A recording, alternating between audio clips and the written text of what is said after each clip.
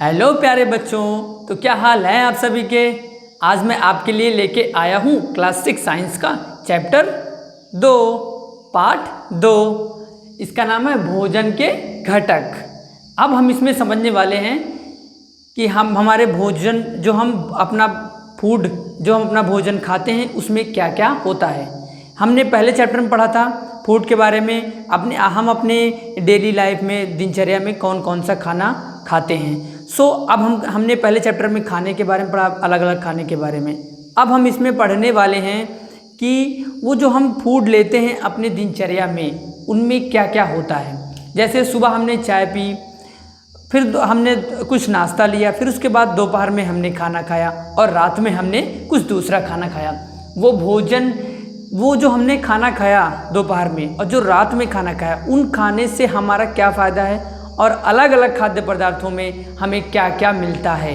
Means कहने का ये है कि जैसे आपने सेब खाया, फल खाया, क्यों खाया, इससे आपका क्या फ़ायदा है, हम फल क्यों खाते हैं और कौन से फल में क्या होता है, ये हमारे क्या हैं, उसके घटक हैं। इस चैप्टर में हम विस्तृत में पढ़ेंगे उसके घटक के बारे में। तो हमारी पहली टॉपिक है, हमारा पहला, विभिन्न प्रकार के खाद्य पदार्थों में क्या होता है। विभिन्न प्रकार के खाद्य पदार्थों में क्या होता है, तो बहुत ही आसान है। अब क्या होता है कि हमारे खाद्य पदार्थों में कार्बोहाइड्रेट मिलता है, वसा मिलती है, हमें प्रोटीन मिलता है और विटामिन मिलता है। सबसे पहले हमारा क्या होता है विभिन्न प्रकार के खाद्य पदार्थों में कार्बोहाइड्रेट, प्रोटीन, वसा, विटामिन और हमारे खनिज लवण और रुक्षांश मिलते हैं हमें खाद्य पदार्थों में।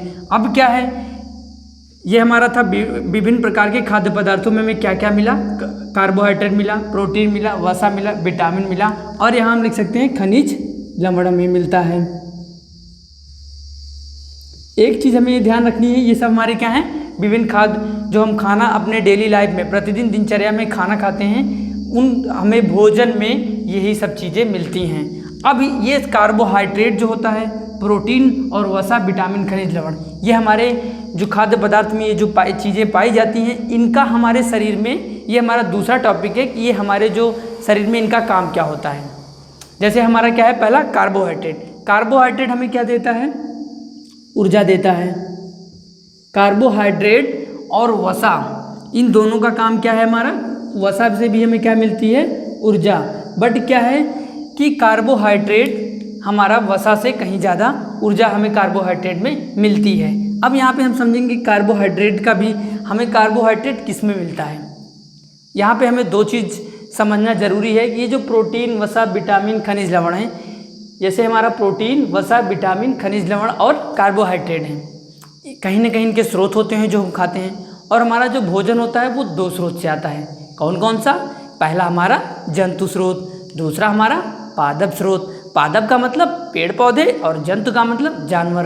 कार्बोहाइड्रेट हमें पादप स्रोत से मिलते हैं, पादप मतलब पेड़ पौधे। कार्बोहाइड्रेट हमें आलू में मिलता है, गन्ने में मिलता है, हमें शकरकंजी में मिलता है। तो ये हमारा किस स्रोत में मिलता है, पादप स्रोत। और कार्बोहाइड्रेट से हमें क्या मिलती है, ऊर्जा मिलती है। ठीक इसी तरीके से हमारा क्या है, वसा क्या होता है, हमें वसा में बहुतायत मात्रा में क्या मिलती है, ऊर्जा से ही तो हम क्या करते हैं, अपनी बॉडी को चलाते हैं, रेगुलेट करते हैं, हम अपनी दैनिक क्रिया को कर पाते हैं। हम जब एक्टिव रहेंगे, जी कहते नहीं कि आज हम थोड़ा सा लो एनर्जी फील कर रहे हैं। लो एनर्जी कैसे फील कर रहे हैं, कहीं ना कहीं हमने क्या है, या तो हमारी तबीयत सही नहीं है, या हमने क्या किया, एनर्जेटिक फूड नहीं खाया है हमें जो खाना चाहिए था। हमें यहाँ पे क्या ध्यान रखना है बच्चों, कि हमें अपने जो हमारा डाइट प्लान होता है उसमें हमें क्या रखना है, ऊर्जा वाले भोजन को रखना है ज़्यादा मात्रा में। मीन्स कहने का ये है कि हमें ऊर्जा वाला जो भोजन होता है उसको हमें पॉइंट आउट करना है कि हमें पूरे दिन एक्टिव रहना है। अभी हम क्या लेंगे, ऊर्जा वाले भोजन लेंगे। और वो कौन कौन सा, अब हमें ध्यान रखना है, पादप स्रोत है या जंतु का स्रोत, ये हम डिसाइड करते हैं कि हमें क्या पसंद है।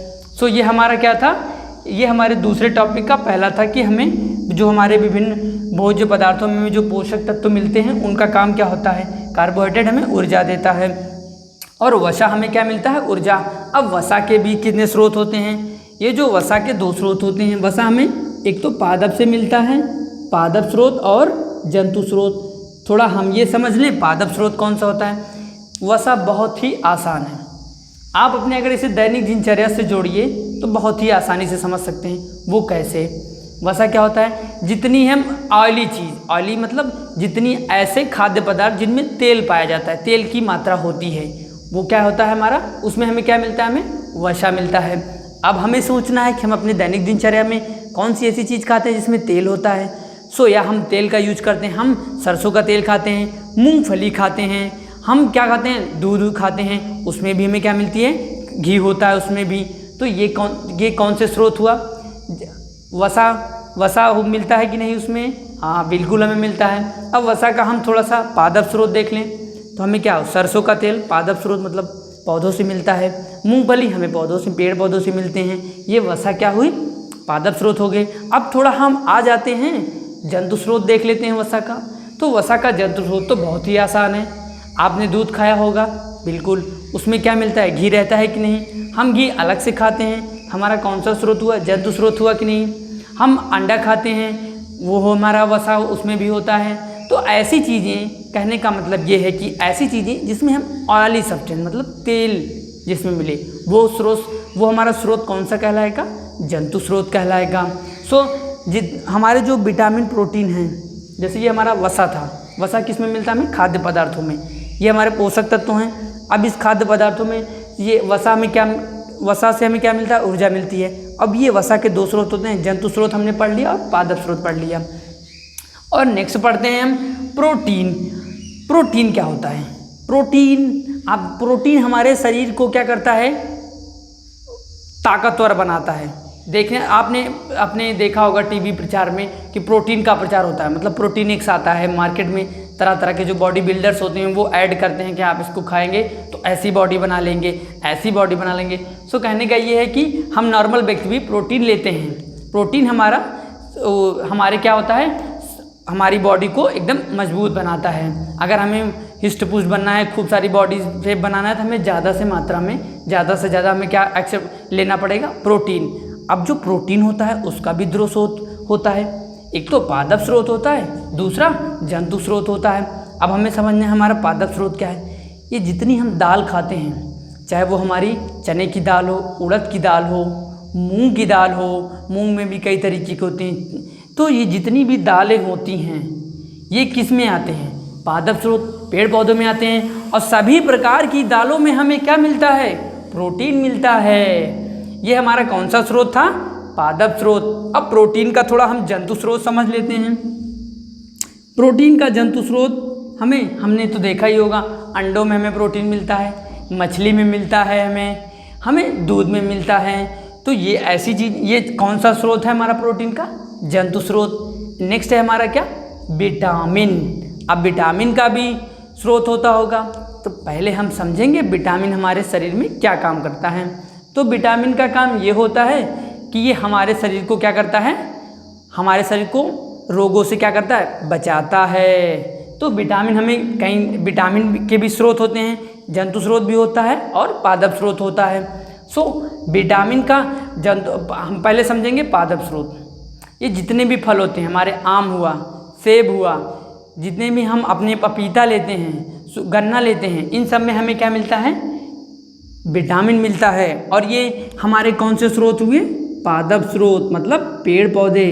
कहने का मतलब ये है कि जितने भी हम फल खाते हैं उन फलों में हमें क्या मिलता है, विटामिन मिलता है। और ये हमारा क्या करते हैं, हमारे शरीर को रोगों से बचाते हैं। मीन्स हमारे शरीर को जो रोग प्रतिरोधक क्षमता होती है, रोगों से लड़ने की जो क्षमता होती है, उसको खूब मजबूत करते हैं। और नेक्स्ट है हमारा, अब विटामिन का हमारा जंतु स्रोत क्या होता है। विटामिन के जंतु स्रोत, विटामिन में हमें किस में मिलता है विटामिन, जो मछली खाते हैं हम, पनीर, अंडा, इन सब में हमें क्या मिलता है, विटामिन। और ये सारे स्रोत कौन से हैं, जंतु स्रोत, क्योंकि हमें कहाँ से मिलते हैं, ये जानवरों से मिलते हैं। नेक्स्ट है हमारा खनिज लवण। अब ये क्या होता है, ये हमारे शरीर के लिए उतना ही आवश्यक है जितना कि ये सारी चीज़ें। खनिज लवण के साथ साथ हमें एक चीज़ और समझना है, यहाँ पे जल भी।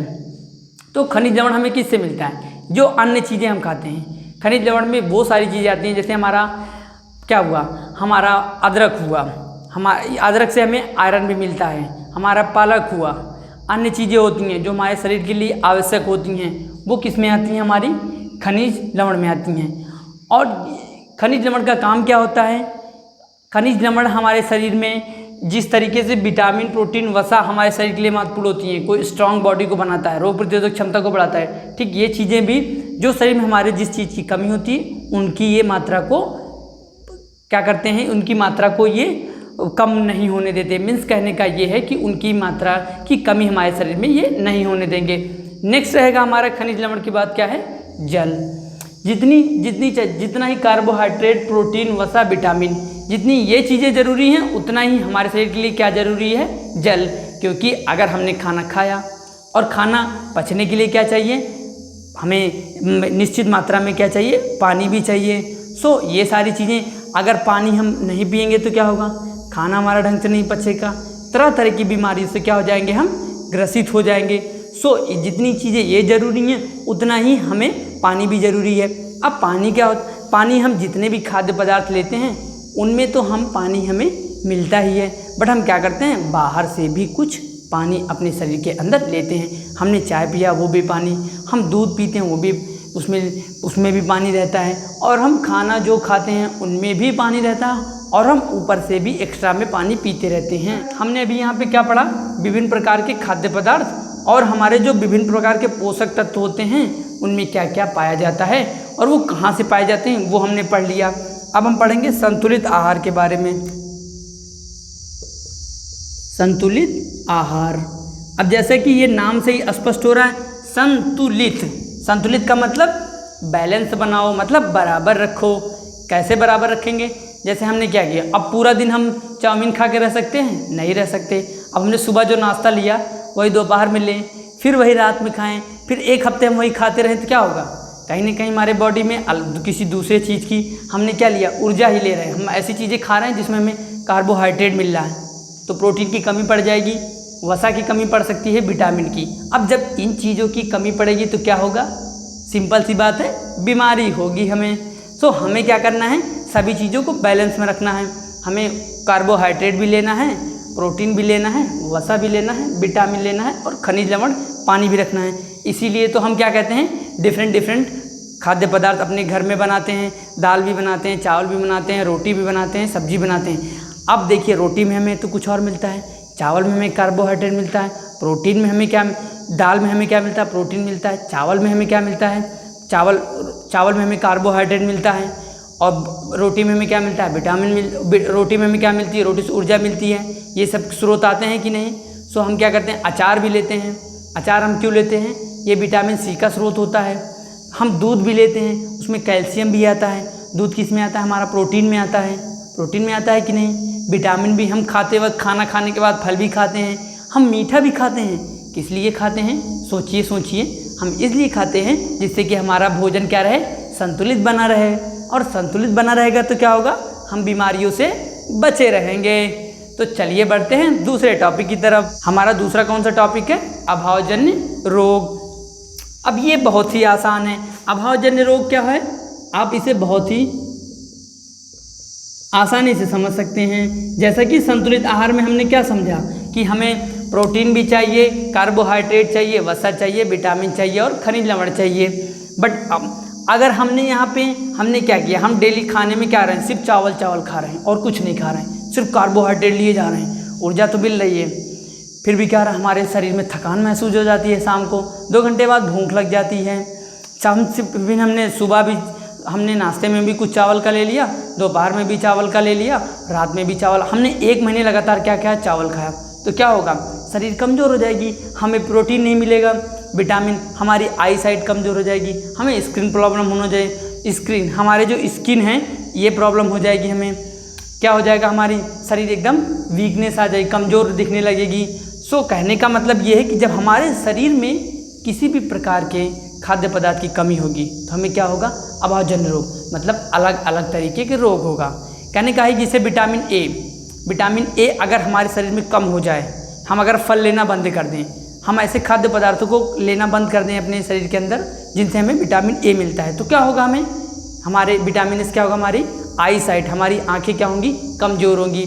अगर हम खट्टा खाना बंद कर दें जिससे हमें विटामिन सी मिलता है, कि जो हमारे खट्टी चीज़ें उनका स्रोत हम सिर्फ मीठा ही मीठा खाते रहें, तो क्या होगा, विटामिन सी कमी हो जाएगी, हमें कौन सा रोग हो सकता है, स्कर्वी रोग हो सकता है। अगर हम विटामिन डी लेना बंद कर दें, ना हम दूध पिएं, हम कैल्शियम खाना बंद कर दें जिससे हमें कैल्शियम मिलता है, और विटामिन डी को पूरा वर्जित कर दें, तो हमें क्या होगा, हड्डियां हमारी कमज़ोर हो जाएंगी। सो अगर हम नमक लेना बंद कर दें तो क्या होगा, हमारे घेंघा रोग हो सकता है। तो ये अभावजन्य रोग में ये जो हमारे विटामिन होते हैं, विटामिन जो हैं इनकी कमी से जो रोग होते हैं वो किस में आते हैं, अभावजन्य रोग। कहने का मतलब है वो चाहे कार्बोहाइड्रेट की कमी से हो, प्रोटीन की कमी से हो, या वसा या विटामिन की कमी से हो, अगर इन सब चीज़ की कमी से जो रोग होंगे वो किस में आते हैं, अभावजन्य रोग। मतलब कहने का है कि हमें अगर रोगों से बचना है तो हमें अपने खाद्य पदार्थों में सारे खाद्य पदार्थों को सम्मिलित करना पड़ेगा, और अपनी दिनचर्या में हमें एक्सरसाइज को भी इंक्लूड करनी पड़ेगी। सो इसीलिए तो हमारे सिलेबस में ऐड कर दिया गया है योगा को। सो हम खाना जितना महत्वपूर्ण है उससे कहीं ज़्यादा महत्वपूर्ण है भोजन को पचाना, और हमें नियमित सारे विटामिन, प्रोटीन, वसा सब कुछ नियमित मात्रा में, सब कुछ निश्चित मात्रा में नियमित लेते रहना है, तभी हम क्या रोगों से बच सकते हैं, और हमें अपनी एक्सरसाइज भी करती रहनी है। तो बच्चों, आपको समझ में आया कि नहीं? अगर आपको कोई दिक्कत है तो आप हमें कमेंट सेक्शन में ज़रूर हमसे पूछें। आपको नोट्स चाहिए तो आप इस डिस्क्रिप्शन में टेलीग्राम चैनल का लिंक दिया गया है, वहाँ से आप नोट्स ले सकते हैं। फिर भी अगर आपको कोई डाउट है तो आप हमें व्हाट्सएप पे पूछ सकते हैं, उसका नंबर डिस्क्रिप्शन में दिया गया है। हम आपकी डाउट को ज़रूर से ज़रूर दूर करेंगे। तो आप चैनल को सब्सक्राइब करें। मिलते हैं नेक्स्ट वीडियो पे, तब तक के लिए बाय बाय बच्चों।